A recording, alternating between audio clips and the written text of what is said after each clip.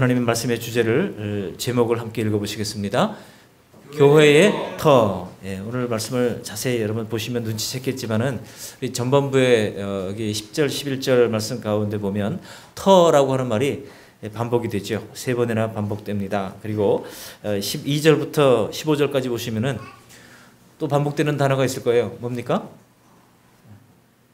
빨리 한번 눈으로 보세요. 뭐가 반복되죠? 12절부터 공적. 그렇습니다. 할렐루야. 공적이라는 말이 무려 5번 반복되고 있는 것을 알 수가 있습니다. 특별히 신약 성경 가운데 이렇게 이제 이 내러티브, 이야기체로 쓴 글이 아닌 또 이런 그 문체에서는요, 반복은 꼭 강조입니다. 그래서 반복되는 말을 찾아도 무엇을 지금 이 기록자가 강조를 하고 있구나 하는 것을 단번에 알아챌 수가 있습니다. 여기 10절에 보면 내게 주신 하나님의 은혜를 따라 내가 지혜로운 건축자같이 터를 닦아뒀다 그랬는데, 지혜로운 건축자가 해야 할 2가지 중요한 일들을 오늘 본문에서 딱 소개를 하고 있는 거예요. 뭡니까? 터가 있어야 된다는 거죠. 터가 좋은 터를 만들어야 된다는 것이고, 또 하나는 뭐예요? 공적이 있어야 된다는 것입니다. 그러니까 지혜로운 건축자는요, 기초를 잘 쌓아야 되고 공적, 좋은 재료로 집을 지어야 한다는 것을 말씀하고 있습니다. 근데 그 터가 뭡니까? 터는 11절에 보시면 이렇게 얘기하고 있습니다. 우리 11절 말씀 다시 한번 읽어보십니다. 이 닦아둔 것 외에 능히 다른 터를 닦아둘 자가 없으니 이 터는 곧 예수 그리스도라. 교회의 터는 뭐라고요? 예수 그리스도입니다. 교회의 터는 어떤 유력한 사람이 아니에요. 우리가 자꾸 명예를 추구하고 어떤 유명을 추구하고 하다 보면요, 자칫하면 사람이 추앙받거나 사람이 칭찬을 받거나 사람이 높임을 받는 경우들이 있어요. 매우 조심해야 할 일입니다.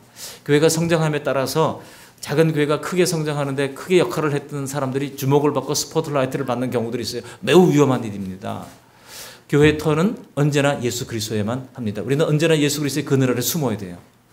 여러분, 우리 교회가 성장하는 것을 감사를 드립니다. 그러나 그 가운데 그 누구라도 사람이 추앙받거나 높임받는 그런 역사가 일어나지 않도록 우리가 서로 격려하고 때로는 긴장 관계를 가지고 서로 좀 끌어내리는 역할을 해야 됩니다. 누가 높임을 받으시도록?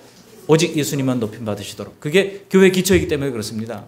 간혹 어떤 유명한 프로그램들을 만들어서 성공적으로 프로그램들이 정착했던 그런 단체나 기관이나 또 심지어 교회까지도 어떤 유력한 목사님, 유력한 어떤 분들이 이름이 지나치게 부각된다면 이거는 이단은 아닐지 모르지만 이단화될 소지가 큰 거예요. 여러분, 이단은 한결같이 인간 영웅이 있습니다. 그 이단을 이끌었던 인간 영웅이 반드시 있는 거예요. 신천지에는 뭐 이아무개가 있고요.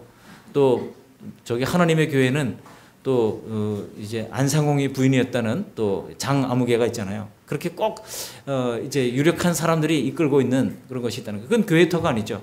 교회 터는 오직 예수 그리스도인 줄로 믿습니다. 그다음에 두 번째로 공적이 있어야 되는 것이죠. 좋은 재료, 좋은 터를 우리가 잘 이제 닦는 것이 중요한데요. 그런 좋은 터만 있으면 뭐 합니까? 좋은 터 위에 뭘 세워야 돼요? 지혜로운 건축자는 집을 지어야 됩니다. 근데 어떻게 짓느냐가 중요하죠. 어떤 재료로 짓느냐가 중요한 거예요. 오늘 본문에 보면은 3가지 재료가 있다고 말씀하고 있지 않습니까? 제가 그 저널을 읽다가 저기 피사의 사탑 얘기를 읽었는데요. 여러분, 피사의 사탑이 유명해진 이유가 있죠. 피사의 사탑이 워낙 12세기에 건축을 시작을 해가지고 100층짜리 높이로 지으려고 그랬어요. 처음에는 출발 자체가. 근데 3층을 올라가는데 벌써 기울기 시작했어요. 그래가지고 포기를 했습니다. 적당한 높이로 이제 짓고 났는데 이 기울기가 4.5도 기울어져 있어가지고 그냥 그때부터 이제 1200년대 후반부터 이걸 어떻게 다시 바로잡을 것인가 하고 유명한 이제 건축학자들, 뭐 과학자들 다 불러 모아가지고 연구를 시작했습니다. 이거 어떻게 하면은 이거 기울기를 바로잡을, 뭐 여러 가지 설이 있었습니다만 결국 문제가 뭐예요? 집안 문제다는 거예요. 집안 문제. 집안이 튼튼한 집안이 아니에요. 여러분, 엠파이어 스테이트 빌딩은 뉴욕에 있는 그 뉴욕에 있는 월드 트레이드 센터가 폭파되는 그 가운데서도 그 근처에 있었습니다만 끄떡도 하지 않았어요. 그 옆에는 어떤 건물은 그냥 막 무너져 내렸잖아요. 근데 왜냐하면 아주 튼튼한 안반에다가 세웠기 때문에 견고한 겁니다. 그런데 이 피사의 사탑은요, 이게 모래 같은 그런 그 사암층을 이루고 있어가지고 이게 집안이 너무나 약한 겁니다. 요즘 말하면 연약 집안 정도라고 이해를 하면 될까요? 근데 이게 안 무너지는 이유가 신기하잖아요. 여러분, 왜 안 무너질까요? 안 무너지기 때문에 소위 세계 7대 불가 사이에 들기도 했어요. 그런데 이제 안 무너지는 이유가 뭔지 아십니까? 사람들이 거기다가 처음에는 납을 갖다가 놨습니다. 600톤의 납을 갖다가 쌓아가지고 한쪽으로 기울어지지 않도록 막 했어요. 그런데 그렇게 해서 이제 조금 기울기를 좀 회복을 했습니다만, 그러고 나니까 관광객들이 들어가서 들어갈 수가 없는 거예요. 안에 들어보니까 납덩어리만 잔뜩 쌓여있지 이게 사람이 들어갈 수 없어가지고 막 비난을 받았습니다. 그래가지고 어떻게 합니까? 이제 이 기울어진 이제 반대쪽을 좀 파내가지고 오히려 이쪽으로 좀 기울도록 그렇게 합니다. 그리고 또 강관을 써가지고, 강철관 있잖아요. 이제 그 현수교를 잡는 그런 강관 같은 걸 써가지고 안에다가 이제 축을 만들어 두고 그 축을 이제 고정을 해가지고 이거를 조금 기울기를 회복하는데 성공했어요. 여러분 그렇게 하는데 몇 년이 걸린지 아십니까? 수백 년이 걸린 거예요. 그래가지고 오늘날 모습을 지금 하고 있고, 이게 2000년대 넘어서도 계속 그 지금 공사를 하고 있다고 하는 얘기를 듣습니다. 그러니까 이게 피사의 사탑일 수 있는 이유는 뭡니까? 끊임없이 그냥 그 기울기를 매년 체크를 하고 그 기울기가 또 무너지지 않을 정도로 유지될 수 있도록 그렇게 노력을 한다는 거예요. 여러분 얼마나 많이 돈이 들어갔고 얼마나 많은 인력이 들어가는지 몰라요. 그러니까 보니까 이거는 신비한 것도 아니고 아무것도 아니에요. 그냥 무너질 수밖에 없는 걸 그냥 인간이 그냥 온갖 노력을 통해서 지금 버티고 있는 중에 있는 겁니다. 그러니까 피사의 사탑은 신기할 게 하나도 없는 거예요. 우리 교회도 마찬가지입니다. 교회도 건물을 짓는 거라 그러면 예수 그리스도 터 위에 세우면 안전하고 든든합니다. 그러나 인위적인 어떤 것에 기초를 하면은요 문제가 생깁니다. 그 문제를 해결하기 위해서 많은 비용이 들어갑니다. 그리고 끊임없이 이것을 유지하기 위해서 애를 써야 되는 거예요. 그러나 우리는 예수 그리스도의 터 위에 우리의 신앙의 집을 잘 건축하는 저 여러분들이 될 수 있기를 바랍니다. 그런데 어떻게 짓느냐? 여기 이 재료들이 6가지가 등장하고 있죠. 여기 12절, 13절 말씀을 같이 한번 읽어보십니다. 12절. 만일 누구든지 금이나 은이나 보석이나 나무나 풀이나 짚으로 이 터 위에 세우면 각 사람의 공적이 나타날 터인데 그날이 공적을 밝히리니 이는 불로 나타내고 불이 각 사람의 공적이 어떠한 것을 시험할 것임이니라 그랬습니다. 여러분 여기 금이라고 하는 것은 성경은 금으로 집을 짓는 것을 이제 하나님의 절대 주권을 상징하는 것으로 봅니다. 그래서 고대 성전을 지을 때 지성소 안에 뭐를 다 둘러쌌어요? 조각모구 위에다가 금을 다 둘러쌌습니다. 그리고 하나님의 절대 주권을 상징하기 때문에 이 성소와 지성소는 모두 다 금으로 장식을 한 것입니다. 그러니까 하나님의 신성을 나타내는 재료가 금이라고 하는 겁니다. 또 은은 뭡니까? 여러분 은은 예수님이 돌아가실 때 속전을 지불할 때 은 30세겔을 이제 가룟 유다가 받았잖아요.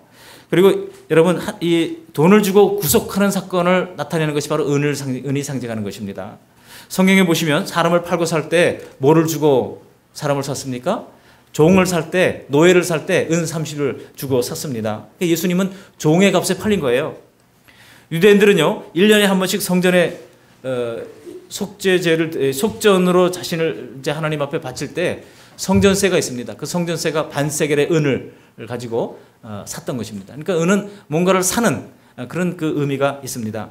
이처럼 은은 예수님이 십자가 보혈로 구속함을 받은 것을 상징하는 것이 바로 은이에요.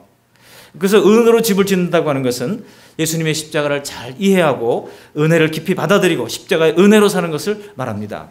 십자가를 바라볼 때 거기에 예수님은 거기서 몸을 찢고 피 흘려서 우리의 죄와 불의를 담당하신 것을 우리가 볼 수 있어야 합니다. 그러므로 십자가를 통해서 용서와 의와 영광을 받은 것을 기억하고 그를 따라 거룩하고 성결하고 성령 충만한 삶을 살게 되는 것입니다.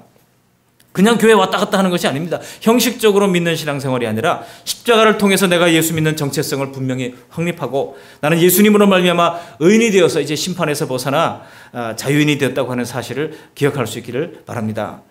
여러분 그렇게 할 때에 우리 주님께서 우리에게 복도 주십니다. 상급도 주십니다. 내 영혼이 잘 되고 범사에 잘 된다고 하는 약속의 말씀도 주시고 생명을 얻되 풍성히 얻는다고 하는 약속의 말씀도 주십니다. 내 이름으로 구하는 것마다 다 응답받는다. 그런 약속의 말씀도 주시는 것입니다. 뿐만 아니라 너희는 예수님으로 말미암아 왕같은 제사장이 되고 거룩한 나라가 되어서 소유된 백성이 되어서 이 땅에서 주님의 복음의 말씀을 드러내야 할 존재가 된 것을 우리가 이제 기억하게 되는 것입니다. 여러분 이 복음을 모든 사람에게 전해서 죄악과 절망에 슬픔에 빠진 사람들을 건져내는 삶을 살기 위하여 우리는 새로운 소망 가운데 거하게 됩니다. 이게 바로 은으로 집을 짓는 사람의 삶인 거예요. 우리는 값으로 삼은 것이기 때문에 내 것이 아니에요. 나는 내 것이 아닙니다. 한번 따라 하십시다. 나는 내 것이 아닙니다. 나는 내 것이 아닙니다. 그럼 누구 겁니까? 예수님 거고 하나님의 겁니다. 그럼 누구 겁니까? 그러면 또 뭐 아내 이름 대거나 남편 이름 대지 마시고 그럼 누구 거예요? 하나님의 거이고 예수님의 겁니다. 나는 내 것이 아닙니다. 그다음에 세 번째 재료가 나오죠. 보석으로 짓는다 그랬어요. 여러분 보석은 아름다운 장식을 뜻하잖아요. 제가 구약 성경 통독하다가 이사야서 61장 10절에 보면 이런 말씀이 있더라고요. 내가 여호와로 말미암아 크게 기뻐하며 내 영혼이 나의 하나님으로 말미암아 즐거워하리니 이는 그가 구원의 옷을 내게 입히시며 공의의 겉옷을 내게 더하심이 신랑이 사모를 쓰며 신부가 자기 보석으로 단장함 같게 하셨음이라 그렇게 말씀하고 있습니다. 보석으로 단장하는 것. 보석은요 단장하는 것입니다. 아름다운 신앙에 찬란한 보석으로 단장했다고 하는 것은 은사가 있는 신앙생활을 의미합니다. 여러분 신앙생활할 때 그냥 예수 그리스도의 터 위에 내가 세움을 받았다. 그리고 이 하나님의 이제 거룩의 능력 그리고 또 이제 구속함을 받은 능력 우리가 이것만 기억하고 있으면 몸이 건조하잖아요. 우리가 봉사도 하고 섬기는 것도 있어야 되는데 뭐를 통해서 섬깁니까? 은사를 통해서 섬기잖아요. 우리 윤형기 우리 집사님 우리 교회 오셔가지고 얼마나 제가 생각할 때 너무나 감사한 거예요. 하나님께서 그런 정말 복덩이를 허락해 주셨는가 생각할 때마다 너무나 감사하고요. 그리고 또 윤형기 집사님을 또 보내야만 했던 그 목사님 또 얼마나 또 같은 목사 입장으로서 또 슬플까 그런 생각이 들어가지고 제가 저 전화도 걸어가지고 제가 춘천교회에도 또 다른 일꾼이 오도록 기도하겠습니다. 그렇게 했습니다. 지금까지 우리 교회 오셨던 분들 중에 그 섬기던 전에 계신 목사님들하고 제가 다 통화를 했거든요. 그런 분들이 그 교회에 잘 채워줄 수 있도록 기도했는데 두고 보니까 다 그렇게 됐더라고요. 그래서 감사합니다. 춘천교회도 하나님께서 부흥 주실 줄 믿습니다. 근데 지금 홈페이지를 만들었잖아요. 우리 윤 집사님이 홈페이지를 만들었는데 온맘닷컴에 베이스를 두고 홈페이지를 만들었는데 온맘닷컴에서 한국교회 중에 한 10,000개의 교회가 거기에 가입해가지고 홈페이지를 만들어 두고 있대요. 근데 활동을 잘하고 디자인을 잘 만들고 이렇게 하는데 1년에 한 번씩 어워드를 시상을 하는데 놀랍게도 그 말씀교회 홈페이지가 3위에 꼽혔습니다. 지난해. 근데 가입한 수가 회원 가입을 해야 되는데 도대체 회원 가입을 안 해요. 회원 가입한 수가 우리 완전 세가족 우리 저 김혜연 우리 성도님이 딱 벌써 회원 가입하셨고 몇 명 안 돼요. 그래서 다음 주에 한번 이벤트를 하려고 합니다. 우리 윤 집사님 지금 준비를 하고 계시는데요. 우리 홈페이지에 좀 들어가셔서 자기 이름도 지금 네이버 다음 검색만 하면 바로 우리 그 말씀교회가 제일 첫 번째 뜨도록 벌써 돼 있습니다. 그래서 잘 좀 들어가 보시고 거기서 담임 목사의 이 오전 설교, 오후 설교 다 확인도 하시고 하면서 서로 소통이 될 수 있는 장이 됐으면 좋겠습니다. 그러니까 은사가 여러분 그야말로 탤런트가 은사가 되는 겁니다. 자기가 가진 재능이 은사로 변하는 순간입니다. 우리가 가진 은사를 통해서 섬길 때 여러분 그 신앙원이 보석처럼 빛나는 거예요. 그래서 금으로 은으로 보석 같은 그런 신앙이 되어야지. 그 다음에 세 가지 재료가 나오는데요. 그 다음에 세 가지 재료는 어떤 것입니까? 여기 보시면 나무와 풀과 지프로 된 이런 것들이 나옵니다. 근데 이 공적이요 불로서 나타낸다고 말씀하고 있습니다. 주님 마지막 다시 재림하는 그날 때 그 심판 때 앞에서 불로서 나타날 때 불타버릴 것들이에요. 나무나 짚이나 풀 같은 것들은 다 불타버릴 것이라고 하는 것입니다. 여러분 이것은요 그냥 땅 위에 그대로 솟아나는 자연적인 것들입니다. 세상 욕심이나 명예나 지위나 권세나 부귀나 쾌락 추구 같은 것들을 자연스럽게 나오잖아요. 우리가 노력하지 않으면 그냥 그대로 나옵니다. 그러나 금이나 은이나 보석은요 갈고 닦아야 나오는 것이지 그냥 절대로 그냥 나오는 것이 아닙니다. 여러분 우리가 주님과 세상을 동시에 섬기며 살려고 하는 사람, 이런 사람이 바로 나무나 풀이나 짚으로 집을 짓는 사람이라고 하는 거예요. 이 사람들이 예수 안 믿는 사람들이 아닙니다. 이 사람들이 인생을 살아갈 때 예수 믿고 살아갑니다. 주일날 예배도 드립니다. 11조도 드립니다. 하나님께 감사도 합니다. 찬송도 합니다. 기도도 합니다. 하지만 교회 밖에 나가면요 금세 세상 욕심을 따라서 명예를 쫓고 지위를 쫓고 권세를 따라가고 쾌락을 따라가면서 사는 육에 속한 성도의 삶이 바로 나무나 짚이나 풀과 같은 신앙생활이라고 하는 거예요. 이런 것들이 다 드러나게 된다는 거예요. 불로서 나타날 때 다 사라져버릴 것들이라고 하는 것입니다. 디모데전서 6장 17절 이하에 바울이 디모데에게 이런 교훈을 줍니다. 내가 이 세대에서 부한 자들을 명하여 마음을 높이지 말고 정함이 없는 재물에 소망을 두지 말고. 여러분 재물은 정함이 없다는 겁니다. 정함이 없는 재물에 소망을 두지 말고 오직 우리에게 모든 것을 후히 주사 누리게 하시는 누구에게 두며? 하나님께 두며, 그렇습니다. 하나님께 두며 선을 행하고 선한 사업을 많이 하고 나누어 주기를 좋아하며 너그러운 자가 되게 하라. 이것이 장래의 자기를 위하여 좋은 터를 쌓아 참된 생명을 취하는 것이니라 했습니다. 이렇게 주님을 중심으로 살지 아니하면, 우리가 가만히 스스로를 내버려 두면요, 우리가 말씀으로 우리를 스스로 갈고 닦지 않으면은, 우리가 가만히 있으면 어느 순간에 우리 삶 속에 나타나는 것이 전부 다 풀과 나무와 또 건물과 같은 그런 이제 것들이 난다고 하는 겁니다. 예수 믿기는 믿었지만은 나무나 짚이나 풀로 지은 인생이 되어서 나중에 주님 심판하실 때 남는 것이 없다고 하는 것입니다. 그러니까 구원은 받긴 받았지만 불에서 끄집어낸 희나리 같은 그런 구원, 상급이 하나도 없는 수치스러운 구원을 받게 된다는 거예요. 베드로전서 1장 7절에 되는 말씀이 있습니다. 너희 믿음이 확실함은 불로 연단하여도 없어질 금보다도 귀하여 예수 그리스도께서 나타나실 때 칭찬과 영광과 존귀를 얻게 할 것이니라 했습니다. 여러분, 이 세상에 훌륭한 업적을 남긴 사람들도요, 고난이라고 하는 이 연단의 과정을 다 통과해서 업적을 남긴 사람들이 아닙니까? 파스칼은 청년 시절에 온몸이 통증을 이겨내고 팡세라고 하는 이 불후의 명작을 남겼잖아요. 또 베토벤 같은 사람은 청각장애의 고통 속에서도 그가 불후의 명곡을 이렇게 남기는 그런 미인이 됐습니다. 하물며 신앙생활은 어떻겠습니까? 신앙생활도 마찬가지입니다. 나무나 풀은 작은 불씨에도 쉽게 타버리지만은 금과 은과 보석은 큰 불에도 쉽게 타지 않는 것입니다. 말씀을 정리합니다. 예수님만이 영원한 신앙의 터지만 그 위에 세우는 나의 일생의 집은 이 정말 금같이 지을 수도 있고 은같이 지을 수도 있고 보석같이 지을 수도 있는 반면에 풀이나 나무나 집처럼 지을 수도 있는 것입니다. 우리가 영의 눈으로 떠서 보면 지금 누가 금은 보석인지 누가 나무나 풀이나 집인지 다 보일 것입니다. 육신의 장막 집을 벗고 주님 나라에 갈 때 우리 모두는 불구덩이에서 건져낸 나무 토막같이 되어서는 안 될 것입니다. 이 시간 우리 한번 잠깐 눈을 감으시고 우리 가슴에 오른손을 한번 얹어 보시기 바랍니다. 그리고 자신을 한번 돌이켜 보십시오. 예수를 구주로 믿는 것은 우리가 다 동일합니다. 똑같은 영생의 터전 위에 우리는 살고 있습니다. 그러나 지금 내가 금같이 사랑과 순종으로 사느냐, 은같이 복음 속에서 내 정체성을 분명히 가지고 전도하며 사느냐, 보석같이 성령 충만하고 성령의 은사로서 남을 도와주며 사느냐, 그렇지 않으면은 나무나 짚이나 불처럼 이 세상의 부귀영화를 따라가면서 공명을 따라가면서 쾌락을 따라가면서 바람 부는 대로 물결 치는 대로 사느냐, 우리 스스로가 선택해야 합니다.